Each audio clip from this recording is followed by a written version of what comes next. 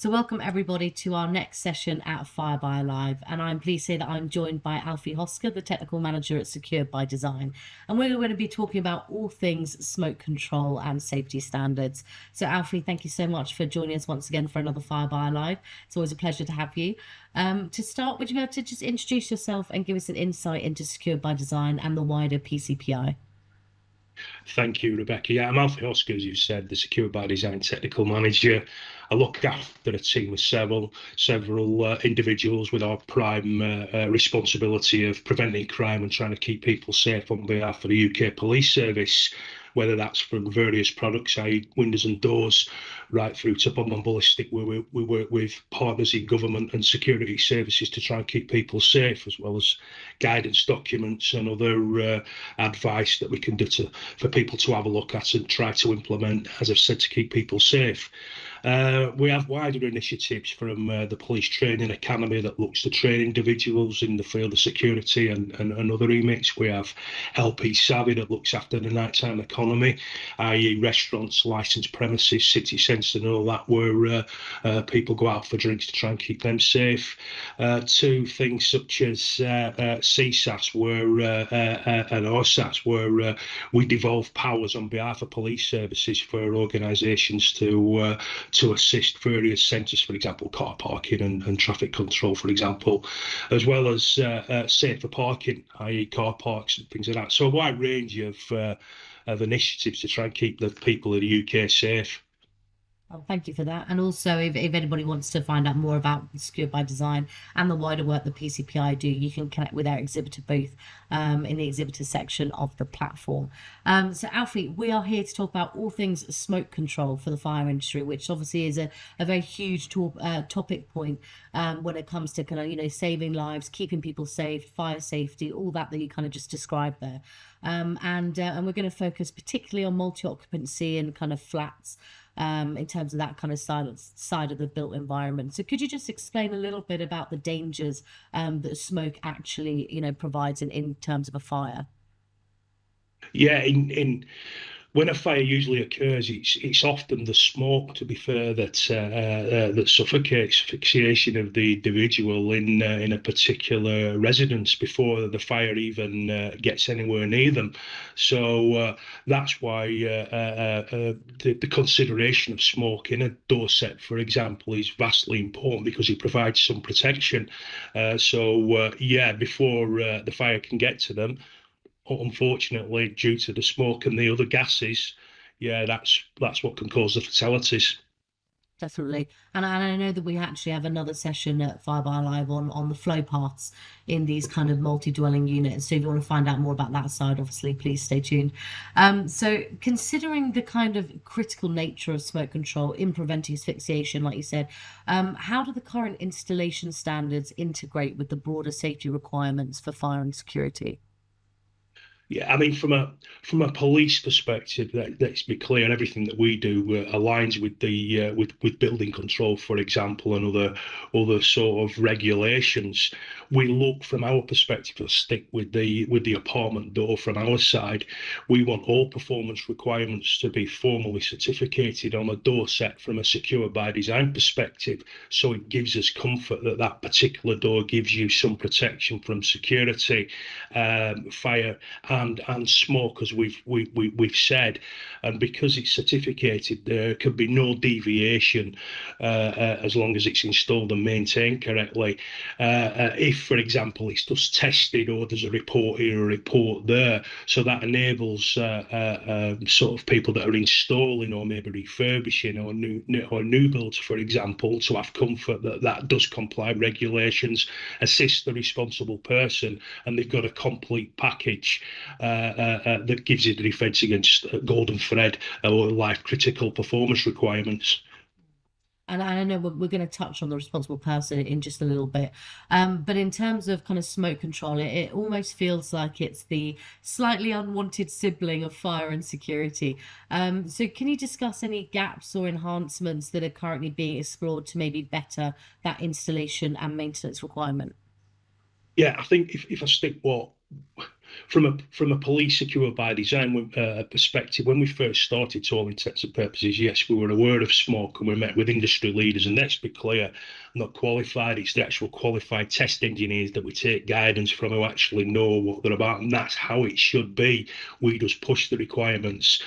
Where we were concerned is the gap under the door, or, for example, a door set that went through a test and was sealed at the time, but could be classed as smoke designated, for example, FD30S. There are other classifications under 1634, for example, and that concerned us because it could get through the test and be classed as a smoke door, but then they could untape it and you're left with a massive gap in the door, which then allowed quite a lot of smoke to get in, really defeating the object of the door set. So from our side, we've pushed, to be fair, in line with building regulations, to be fair, that any door that we sort of support or goes on our website, and a number of companies are working towards this and have got this, must go through the test untaped and be something like 3 millimeters in a gap, or there or thereabouts, with a 3 meter cubed ratio of smoke getting through during the test. So it gives us comfort it does what it says on the tin, and gives the when someone's installing it or that door is chosen, they know that it's going to give them a good chance of survival if the unfortunate event was to occur. We just won't touch doors from our perspective if the test is taped up. No, I mean, it makes perfect sense. Like you said, it makes the test seem slightly redundant. But I think in fairness, that's just how industry was. I don't there's no school duck. That's just how it is. And you know, when you examine things from our side, that's from layman's police terms, we've tried to go for worst case scenario, but it has caused, in fairness to industry, some issues where they've had to look at the scopes and the test data and really look at it. And we're indebted to the companies who's grasped this, and certification bodies, for example, BM Trada. There are others, for example, that do look at this IFC. Where they've now formally certificating smoke and fire and enhanced security in the schemes to ensure that it gives it the best chance. So there are products out there that go through that process. Definitely. And smoke control kind of involves a coordination between kind of multiple different disciplines, so security, fire safety, building design, architectural. How can we facilitate this coordination between these different kind of departments in, for example, a new building that is being erected? Yeah, I think in fairness, where, for example, building regulations or even the police, fire brigade and other individuals, probably not on purpose, probably worked in silo when it was just about security, but stick with the police.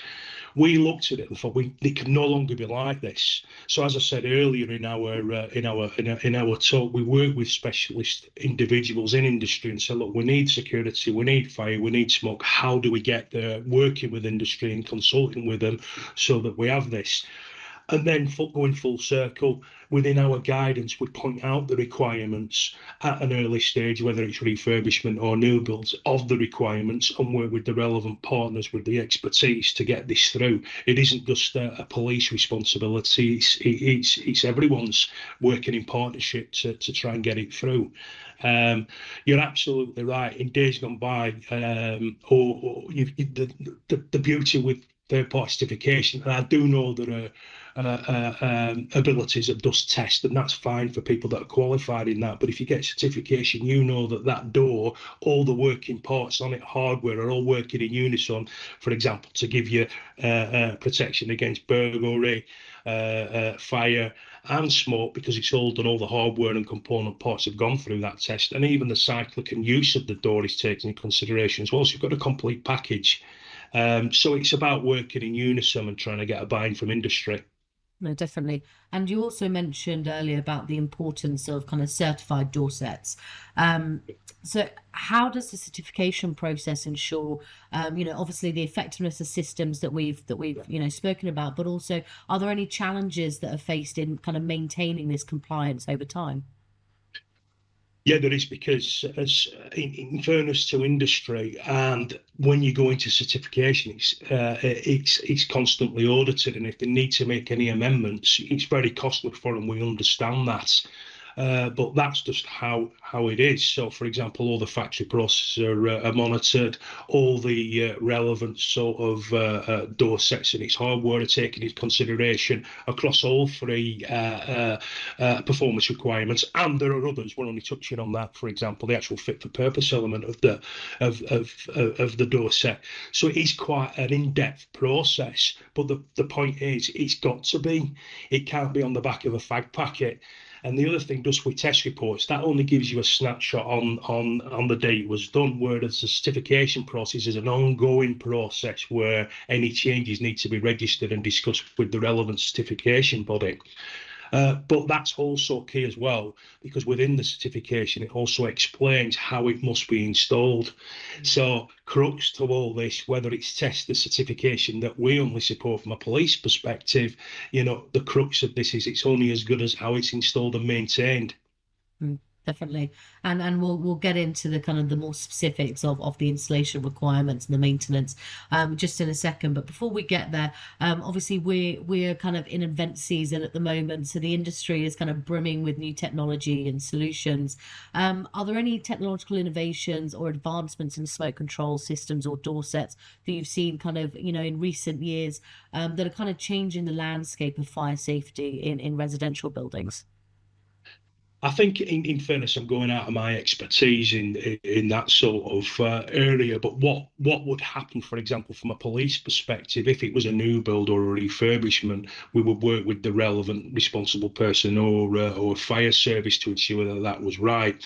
What I can say, and it's probably going off piste a little bit, is that we're looking at IoT and cyber now that's coming into these door sets, in fairness. But it doesn't matter what the advancement is, it should all be taken into consideration when that door is certified. If you start adding bits on after the event, for example, we've got issues.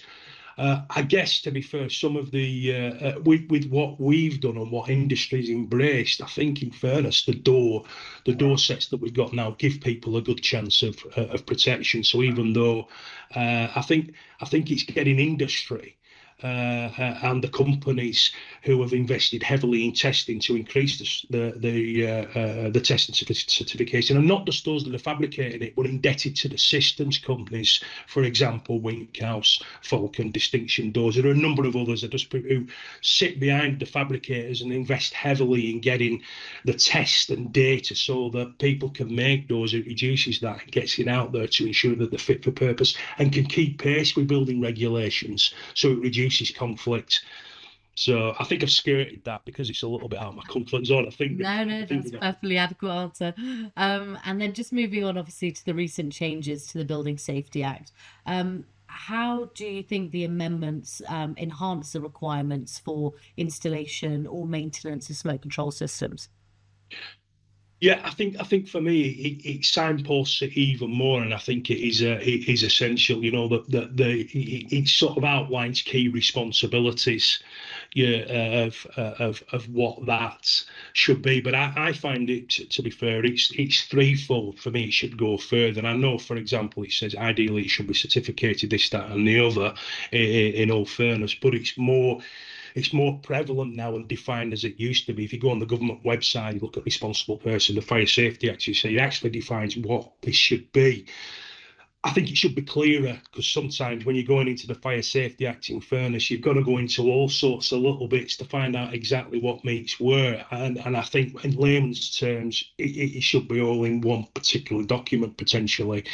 That said, you can't get away from the fact responsibilities of the responsible person, whether that's an individual or a business. And one way to do that, in fairness, is to ensure that it's adequately installed and maintained, ideally with a properly qualified installer that's certified. And other than the fact that it could be potentially a little bit clearer, have there been any kind of difficulties or challenges with these changes in terms of smoke control and fire door installation? Yeah, I think, in fairness, in terms of a building operation, we don't really hear that much about it. In fairness, I think if I come full circle, I think going forward, and from a police perspective, on what we've asked or what we've tried to push for what we're after, i.e., third-party certificated door sets for enhanced security, fire and smoke, it has been a challenge for them because evidence used to be cascaded down and still is. And that's a matter, if they're not looking for SPD, that's a matter for them, in fairness, and it has caused quite a lot of issues for companies who've reviewed their evidence and have had to do a lot more investment and testing to make sure it's fit for purpose. But I have to say that we have had quite a lot of positive feedback, even though it's been costly for the companies, in fairness. And let's be clear here, Park SPD, the important thing is keeping people safe and protecting them. That's the crux here. Yes, I want people to come to SPD, build it, but for me, it's the product's fit for it needs to be fit for purpose. What's happened is a number of companies said, Alfie, when we've looked at it, we've gone back in, we've actually realised that we've improved our evidence, and we now know that door is as strong as it can be, and that's because the paradigm shift, in my opinion, to be fair, of people now not just trying to hook a test report on here and a test report there, given them. The horrible events of Grenfell, for example, it really puts it into the it's out there, as we've all known, and people have said, you know what, this really focuses down and reduces the chance of a door set having conflicts, because it's gone through a process where all these performance requirements are on one particular scope certification that then assist someone to say, well, I know I've invested in that door and it meets all those requirements, that then fits into the responsible person, the Fire Safety Act requirements. And just for clarity, what are the implications of the amendments?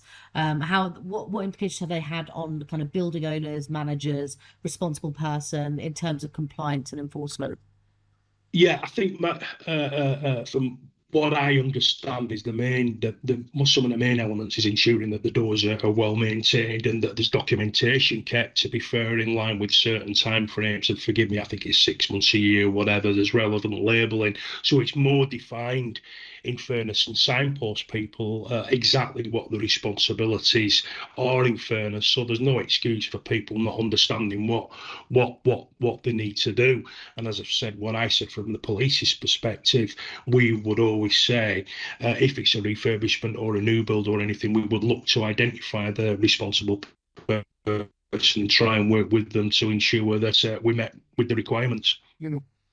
And what level of training or expertise is required for kind of, proper installation and maintenance, whether that's for the responsible person or the installer? How do you ensure that this knowledge is kept up to date, so to speak, and is a competent professional in the field? No, absolutely, Rebecca. Yeah, good one. I mean, from our side, we would be backing for example, a B&Trada QMOC scheme, Door and Hardware Federation scheme, for example, the LPCB scheme, where companies actually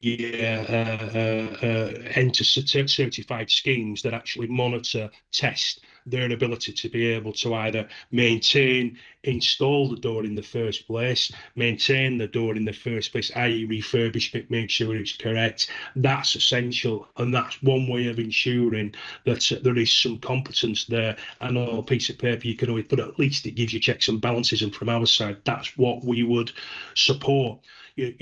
Whatever scheme is out there, if it's formally endorsed by, say, for example, FireQual, and you've got that where you're currently testing CPD, that's got to be the way. And that's not the decrying from individuals, to be fair, that they're not in those schemes. That's a matter for them. But you can't, it's a further checks and balance with the competence that a qualified certificated installer, whatever that would be, maintainer goes through, because they're audited and they've got to keep the qualifications up to date. It's a no-brainer. And just looking ahead, what are some of the emerging trends or future developments you think you see from a kind of redefining standards or practices, code of practices in smoke control? How should industry stakeholders prepare for these changes? Yeah, I think from my perspective, I think there's more uniformity coming now. In fairness, where there's consideration across all levels. I think it's difficult because in fairness to industry and people trying to keep abreast, if I'm honest with you, there's that much going on. Sometimes I feel it's difficult to comply with everything. It really is. So I guess the only thing you do is probably watch interviews like you do and the magazines that you put out to try and keep people abreast of what's going on. What we try and do is for example, working with government departments to try and get some uniformity across there. It's the same. I must admit, from our side, we've been quite pleased with how we've managed to push the smoke, enhance security, and fire with industry. I think what you'll probably see is more and more products becoming certified across walls and other bits and bats that come across a whole range of performance requirements, because I think people now know what they've got to do. I think I've warbled on too much for that one, Rebecca. I think you better get rid of that one. And just lastly, then, anyone who wants to find out more about kind of what you guys do, or to get involved, to start making their products, more certified, better certified, and for more fit for purpose, where can they reach out to you? Yeah, if they go onto the Secure by Design website, if they look under contacts, and they'll see my ugly mush on there with all my colleagues who can assist them if they need any further information. If there is one thing, actually, going back to your previous question, all joking aside, one of the issues that we're finding, and it's a difficult one we're trying to explore, is e-bikes and batteries within scooters that are stored, and trying to come up with solutions to store those safely. And that's something, to be fair, where I think there'll be extra guidance coming out going forward because of the potential risks that they cause. Once they go up, and how difficult it is for them to be put out if they do catch fire by thermal runaway. It is. So I think you'll see a lot of guidance or media around that going forward as people try to make, particularly high-rise buildings, bad enough in a normal residence, but I think that will be one area that we start to see more and more research in. No, definitely. I think that, lithium-ion batteries, I think, are one of the biggest, Yeah. For want of a better word, trends at the moment. It's not a trend, it's a new technology, and it's a challenge that we have to, provide solutions to. But yeah, like you said, an e-bike or a vape or a wheelchair or anything that's got a lithium-ion battery, it goes from having the challenge of the lithium-ion in thermal runaway itself, add that into a multi-occupancy building and a high-rise building, and you've got a high-rise building fire. It's not something as simple as, oh, let's just pop out the one fire that is happening. I think, there's big challenges there, especially when it comes to, like car parks as well. If you can't store them in flats, you can't store them in car parks, where are we going to go with this? So I think that, that'd be quite exciting to see well, not exciting.